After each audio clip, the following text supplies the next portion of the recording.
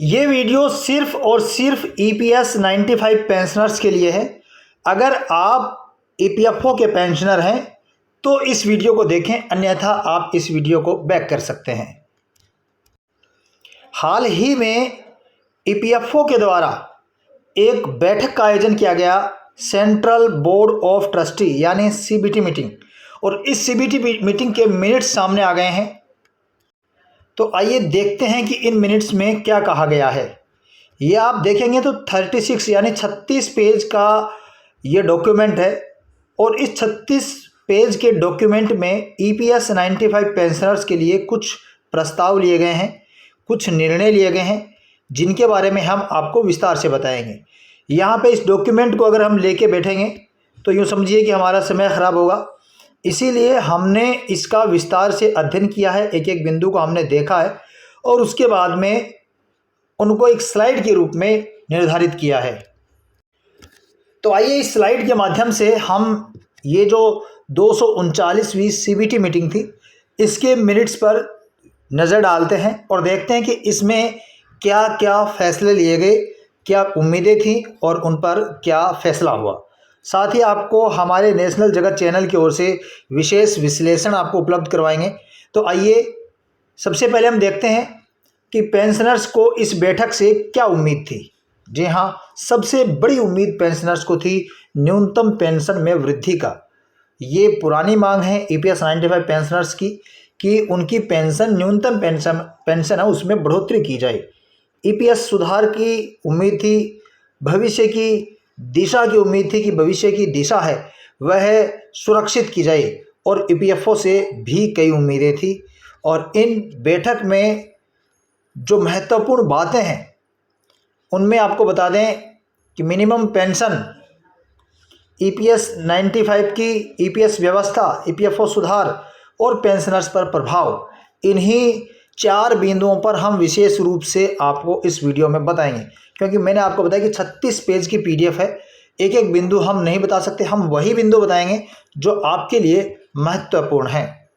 सबसे ज़रूरी बड़ी बात जो सबसे पहले बता देनी चाहिए आपको कि इस मिनट्स में हमने बारीकी से पढ़ा, लेकिन कहीं पर भी न्यूनतम पेंशन बढ़ाने का स्पष्ट निर्णय कहीं पर भी नहीं लिखा हुआ है।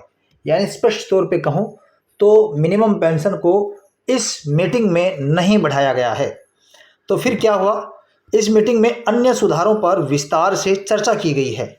तो अन्य सुधार जो हैं उनके बारे में भी आपको जान लेना चाहिए। यहाँ पर कुछ सुझाव जैसे कि EPF और EPS व्यवस्था है उसमें सुधार किया गया है। इन ऑपरेटिव अकाउंट हैं उनको लेकर यहाँ पर एक व्यवस्था दी गई है, और कवरेज एक्सपेंशन जो है उस पर चर्चा की गई और प्रशासनिक सुधार करने को लेकर कहा गया। लेकिन मैं ये कहता हूँ कि जब पेंशन ही, मिनिमम पेंशन ही नहीं बढ़ाई गई तो पेंशनर्स के लिए इस व्यवस्था के इन मुद्दों का क्या फ़ायदा। जब जेब में पैसे ना हो तो ये मुद्दे खाली जेब अच्छे नहीं लगते। यहाँ पर सिस्टम को सरल बनाने पर जोर दिया गया है।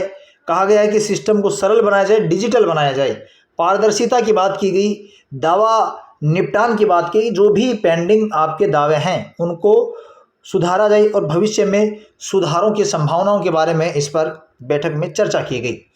आप यहाँ पे देखेंगे EPS EPF व्यवस्था है उसमें क्या किया गया। तो आपको बता दूं कि सोशल सिक्योरिटी फ्रेमवर्क पर कार्य किया गया और प्रक्रियाओं को सरल बनाने पर प्रयास किया और भविष्य के सुधारों को आधार माना।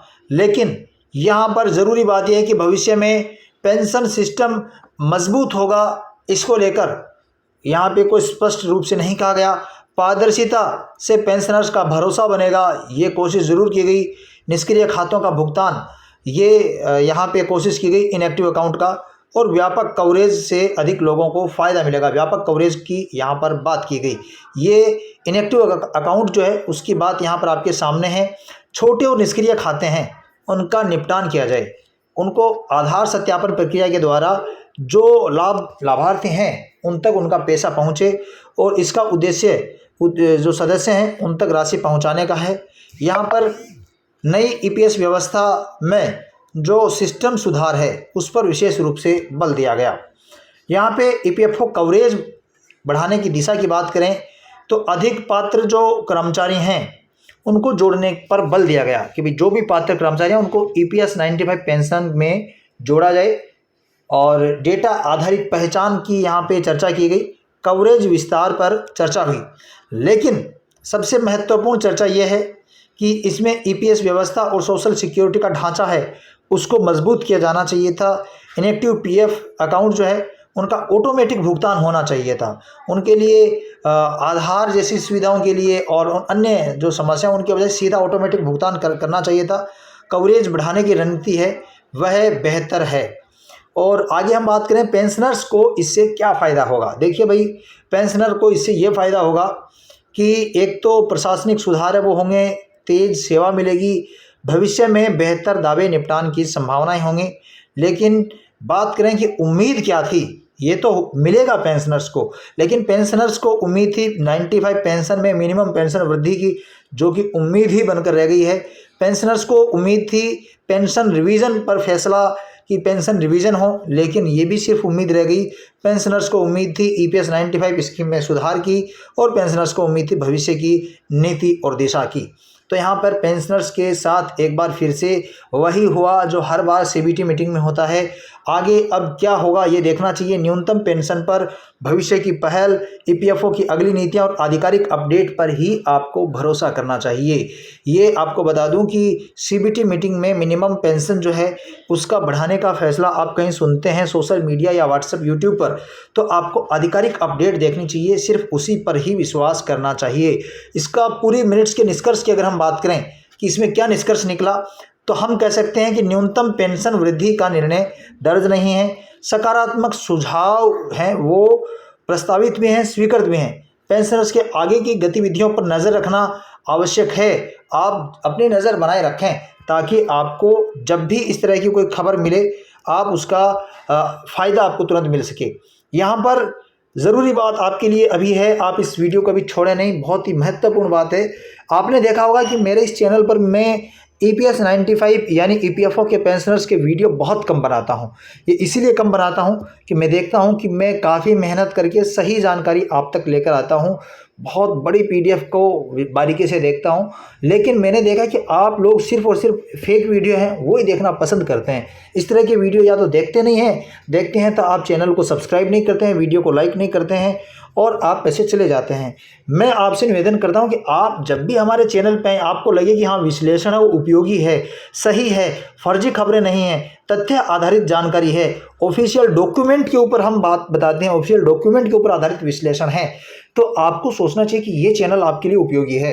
आप सब्सक्राइब करें। मेरे अगर सब्सक्राइबर EPS 95 के ज़्यादा होंगे तो मैं काफ़ी वीडियो, हर जानकारी के वीडियो आप तक सबसे पहले लेकर आने का प्रयास करूँगा।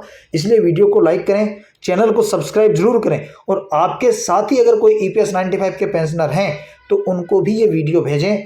मिलते हैं अगले वीडियो में, तब तक के लिए जय हिंद, जय भारत।